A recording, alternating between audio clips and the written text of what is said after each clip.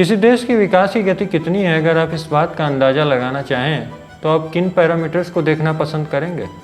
GDP, hunger index, happiness index या कोई और आंकड़ा? डेटा चाहे कुछ भी कहता हो, इसके बावजूद अगर मैं आपसे कहूँ कि इंडिया आज भी चाइना और यूएसए जैसी डेवलप कंट्रीज़ के डेवलपमेंट रेट का आधा भी डेवलप नहीं कर रहा, तो आप क्या कहेंगे? दोस्तों, कोई इंसान कितना स्वस्थ है ये जांचने के लिए हम उसके बायोलॉजिकल पैरामीटर्स को देखते हैं। उन पैरामीटर्स में सबसे इम्पॉर्टेंट चीज़ें ये होती हैं कि कहीं उस इंसान की नसों में कोई ब्लॉकेज तो नहीं है, कहीं उस इंसान का ब्लड प्रेशर हाई तो नहीं है। ऐसे ही और भी अलग अलग पैरामीटर्स होते हैं। जैसे इंसान की शरीर में अनइंटरप्टेड ब्लड का फ्लो होना ज़रूरी है, वैसे ही इस 140 करोड़ जनता वाले देश की नसों में किसी इंटरप्शन को हम क्यों अलाउ करते हैं? क्या हमारी देश की सड़कें साफ़ हैं, खुली हैं, जिस पे हम अनइंटरप्टेड तरीके से चल सकें, गुड्स का अनइंटरप्टेड फ्लो हो सके, या वो पूरी तरह से जाम हो चुकी हैं? नमस्कार दोस्तों, मेरा नाम है आदर्श दत्त उपाध्याय और आज के इस वीडियो में हम करने वाले हैं अपने देश की नसों यानी कि यहाँ की सड़कों की एक एंजियोग्राफी। अगर आपको ये वीडियो ज़रा भी पसंद आए, हमारी मेहनत पसंद आए, तो इस चैनल को, इस वीडियो को लाइक, शेयर और सब्सक्राइब ज़रूर करिएगा। बहुत बहुत धन्यवाद। दोस्तों, यूनाइटेड स्टेट्स ऑफ अमेरिका में हाईवेज़ पे average travel speed 100 kilometre per hour से भी ऊपर है और चाइना में भी ये 90 किलोमीटर पर आवर की स्पीड से अधिक है। लेकिन क्या आप गेस कर सकते हैं कि अपने इंडिया में ये कितनी है?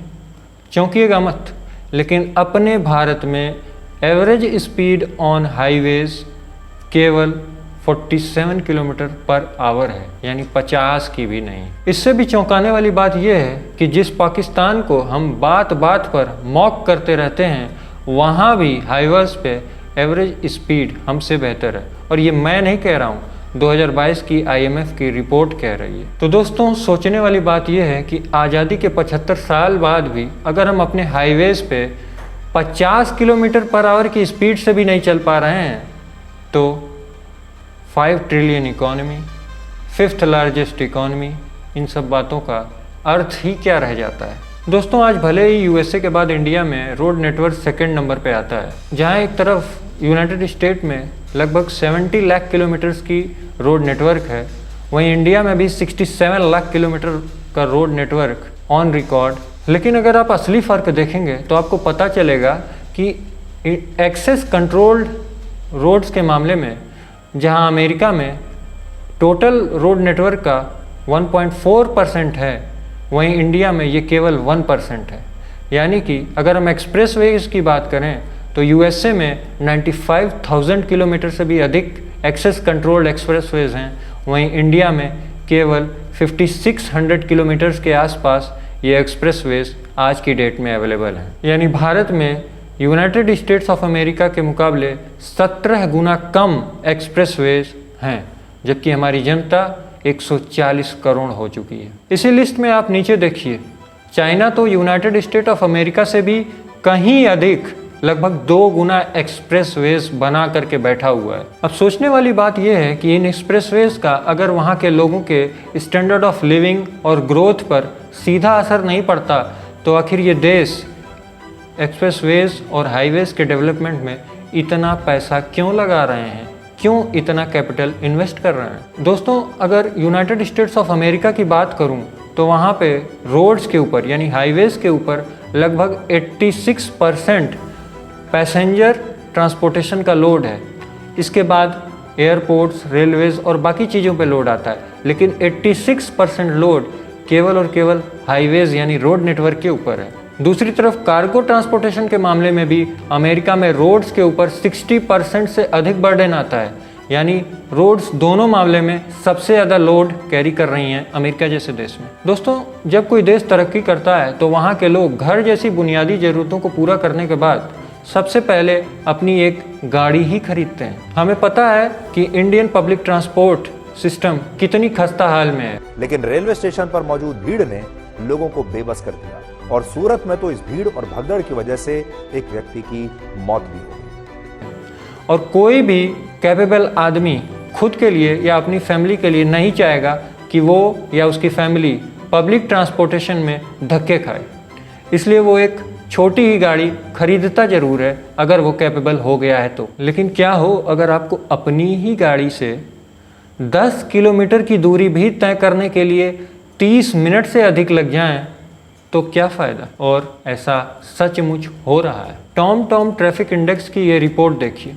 2022 में बेंगलोर और पुणे जैसे शहरों में 10 किलोमीटर की दूरी ट्रैवल करने के लिए भी गाड़ियों को 30 मिनट तक लग जा रहे थे, यानी कि average speed 20 kilometre per hour की भी नहीं हुई। ट्रैफिक जाम्स हमारे समय की बर्बादी तो करते ही हैं, साथ ही हमारे फ्यूल एक्सपेंसेस के बिल को भी 20% से अधिक तक बढ़ा देते हैं। और ना केवल इतना ही, ये प्रदूषण का भी एक बड़ा कारण बनते हैं, यानी कि पर्यावरण के लिए भी ये हानिकारक है। अधिक देर तक ट्रैफिक जाम में फंसे रहना, इसका मतलब आपकी गाड़ी में अधिक फ्यूल का कंजम्पशन, और ये आपकी जेब पर भी भारी पड़ता है। और ये हाल तब है जब हमारे भारत में लोगों के पास पैसा आना शुरू ही हुआ है, मिडिल क्लास बस गाड़ियाँ लेना शुरू ही किया है।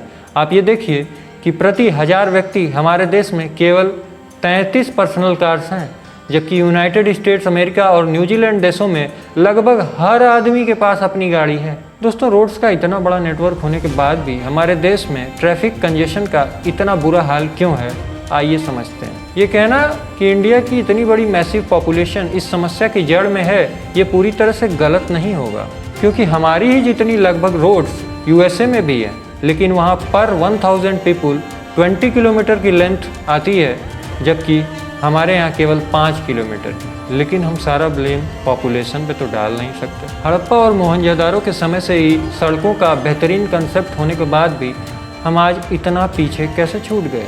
हकीकत ये है कि आज़ादी के बाद जब हमें हमारे देश को खुद चलाने का मौका मिला, तो सरकारें संभवतः गरीबी, भूखमरी, हिंसा, पाकिस्तान और चाइना जैसे देशों से युद्ध, इन चीज़ों में इतनी उलझ गईं कि उन्हें बाकी कुछ सोचने का मौका ही नहीं मिला। आप ये देखिए कि इंडिया में रोड नेटवर्क को लेकर जब मैंने रिसर्च करना शुरू किया, तो मुझे पता चला कि 1990s से पहले कोई मेजर डेवलपमेंट या कोई मेजर इवेंट है ही नहीं। पहली बार 1989 में NHAI की स्थापना के बाद और 1991 के LPG रिफॉर्म्स के बाद सरकारों को ये समझ में आया कि बिना अच्छी सड़कों के तो कोई भी मल्टीनेशनल कंपनी यहाँ इन्वेस्ट नहीं करेगी, क्योंकि कोई भी कंपनी, कोई भी बड़ी इंडस्ट्री ये नहीं चाहेगी कि उसके लेबर, उसके गुड्स, उसके रॉ मटेरियल्स को अगर एक जगह से दूसरी जगह ले जाने के लिए कोई बढ़िया बंदोबस्त ही नहीं है, तो वो अननेसेसरी एक्सपेंस क्यों करे। और इसी के बाद सरकारों ने सड़कों के विकास पे ध्यान देना शुरू किया।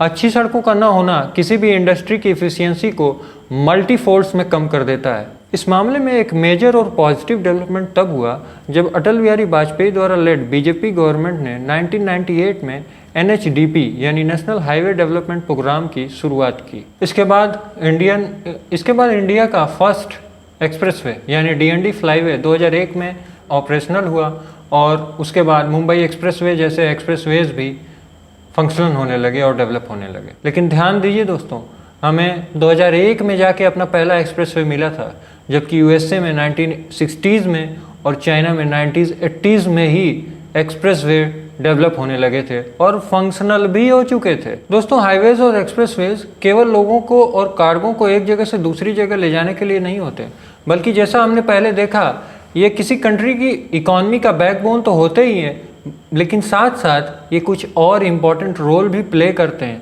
अच्छी सड़कें लोगों को अनुमति देती हैं कि वो अपनी पर्सनल कार से एक शहर से दूसरे शहर में, एक राज्य से दूसरे राज्य में जा सकें, जिससे लोगों के बीच कल्चर का आदान प्रदान होता है, लोगों के बीच एक कनेक्शन डेवलप होता है और पूरे नेशन की इंटीग्रिटी बढ़ती है। हालांकि ऐसा नहीं है कि केवल जो कार से ही जाएगा तभी ऐसा होगा, क्योंकि ट्रेन से, एयरप्लेन से जाएंगे तो भी इंटीग्रिटी बढ़ेगी। लेकिन मैं ऐसा इसलिए कह रहा हूँ क्योंकि इंडिया में 85% ट्रांसपोर्टेशन, पैसेंजर ट्रांसपोर्टेशन का लोड आज भी हमारी सड़कों पे ही है, हाईवेज पे ही है। ना केवल ये, किसी भी कंट्री के डिफेंस मैकेनिज्म के लिए भी एक्सप्रेसवेज और हाईवेज बहुत इंपॉर्टेंट है। और यही कारण है कि चाइना जैसे विस्तारवादी देश आए दिन अपने बॉर्डर पे वर्ल्ड क्लास सड़कें बनाते ही जा रहे हैं। दोस्तों, अच्छी सड़कें हमें और भी बहुत सारे बेनिफिट्स देती हैं, जैसे इफ़िशियंसी, स्पीड, ड्राइवर और पैसेंजर्स के लिए कंफर्ट और भी बहुत सारी चीज़ें।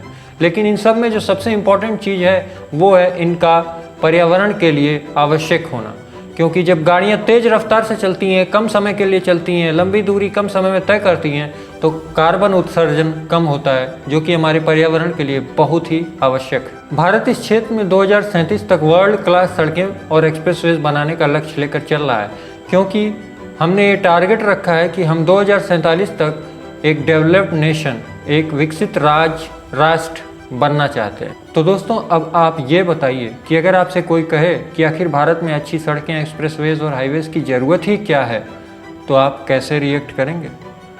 आप समझ रहे हैं मेरा इशारा किस तरफ? तो दोस्तों, आज का ये पूरा वीडियो आपको कैसा लगा नीचे कमेंट्स में ज़रूर बताइएगा। इस तरह के वीडियोस बनाना बहुत ही कठिन है, मेहनत लगती है, इसलिए आप लाइक, शेयर और सब्सक्राइब करके हमें अपना सपोर्ट दिखा सकते हैं, जिससे हम रेगुलरली ऐसे कंटेंट लाते रहें, इसमें और इम्प्रूवमेंट कर सकें, बेहतरी कर सकें और आपकी हर तरह की जो क्यूरियोसिटी है उसको पूरा कर सकें। बहुत बहुत धन्यवाद। मिलते हैं ऐसे ही किसी बेहतरीन वीडियो में। Till then, take care,